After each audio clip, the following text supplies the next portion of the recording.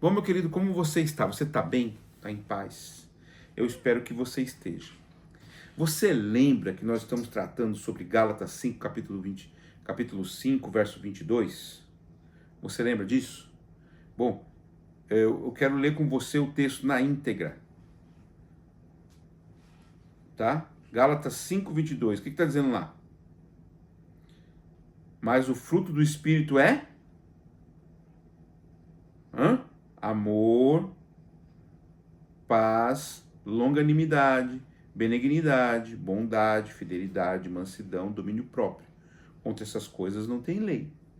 Aí a pergunta é, nós já falamos sobre amor, nós já falamos sobre alegria, nós já falamos sobre paz, nós já falamos sobre longanimidade ou paciência, né, um sinônimo, né? Agora vamos falar sobre o quê? Eu vou falar para vocês sobre benignidade e bondade. Então a pergunta para você é o seguinte: qual a diferença entre benignidade e bondade? Bom, benignidade, assim, deixando de uma maneira bem prática, são atos de bondade, gentileza, suavidade, sabe? Você ser suave com as pessoas, gentil, acolhedor. Acolhedor. Então, esses atos, eles entram no escopo da benignidade. Sabe? E bondade? Bom, bondade é o que está lá dentro, é o traço de caráter que motiva a benignidade. Você entende? Então, para que você tenha uma benignidade genuína, você precisa ter uma bondade genuína que vem lá de dentro. Vem de dentro do seu coraçãozinho.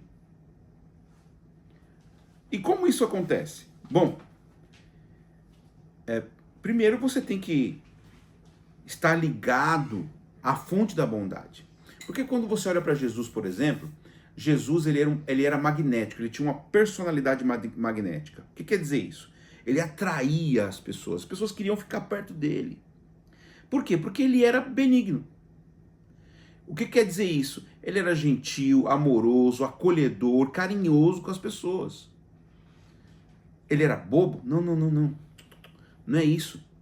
Ele era tão bondoso com as pessoas que as pessoas percebiam que a bondade dele era uma coisa que não era assim, só pro forma, ou só um roteiro a ser seguido, sabe?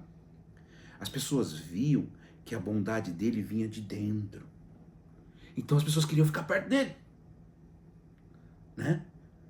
Se você for lá para Efésios capítulo 4, verso 32, deixa eu abrir aqui com você, ó. Romanos, 1 Coríntios, 2 Coríntios. Aqui, Efésios, capítulo 4, verso... Opa, passou muito isso aqui, não é Efésios. Aqui que é Efésios. 4, 32, olha lá. Sejam bondosos e compassivos uns para com os outros, perdoando-se mutuamente, assim como Deus os perdoou em Cristo. Sabe, ser bom com as outras pessoas é muito do que você sabe que você recebeu de bondade. Aí você fala assim, mas Wesley, eu tive uma vida tão complicada. Eu tive uma vida assim, tão carregada. Bom, aí me faz lembrar de um dos livros que a minha esposa mais gosta na vida. Eu vou te contar um segredo. Se tem uma coisa que deixa ela feliz, é lembrar ou discutir sobre Os Miseráveis, a obra-prima de Victor Hugo. Victor Hugo, ele estava tratando de problemas sociais no seu livro, né? Coisas que ele via no dia a dia dele. E ele viu o quanto que a bondade pode transformar a vida de uma pessoa. A transformação que ocorreu no personagem principal do livro, que é o Jean Valjean, ocorreu no momento em que o bispo teve bondade para com ele. E não entregou ele para a polícia, pelo contrário, procurou ajudar ele. Isso trouxe um... Ele viu tanta bondade naquele bispo que ele falou assim, eu preciso ser diferente. E olha só, a bondade do bispo na vida de Jean Valjean surtiu um efeito para as gerações, porque outras pessoas que tiveram contato com Jean Valjean no futuro foram afetadas por aquela bondade que tocou a vida de Jean Valjean. O que você quer dizer, Wesley, com isso? Bom, estou querendo dizer para vocês de maneira muito prática o seguinte: seja bom, seja carinhoso, seja benigno, tenha atos de cortesia, de gentileza, seja suave, não fica gritando com as pessoas, fala baixo,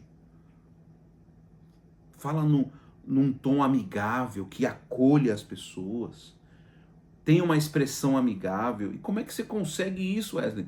Primeiro, percebendo a bondade que você recebeu de Deus. Como está escrito em Efésios, né? Você primeiro recebe de Deus, aí você agora transmite para as outras pessoas. Seja bom em casa. Seja bom com as outras pessoas. De fora de casa. Porque, sabe, enquanto esse mundo existia aqui, nossos filhos e nossos netos estarão vivendo nele. E que mundo nós queremos para eles?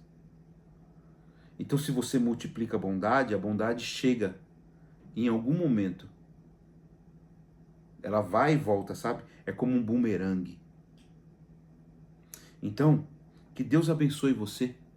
Que Deus te ajude. Que Deus nos ajude a sermos benignos. A sermos bons na essência. Lá dentro. Que Deus te ajude, tá? Vamos orar? Bondoso Deus, nós agradecemos por toda a bondade que o Senhor teve por nós. E agora nos ajude a ter bondade genuína dentro de nós para transmitir às outras pessoas. Que seja tudo límpido, franco, aberto, suave, acolhedor. Bom, esteja com cada um de nós. Nos dê a tua paz, nos dê a tua bênção. Em nome de Jesus, amém. Fique na paz de Deus. Acompanhe aí os vídeos, porque logo, logo tem mais.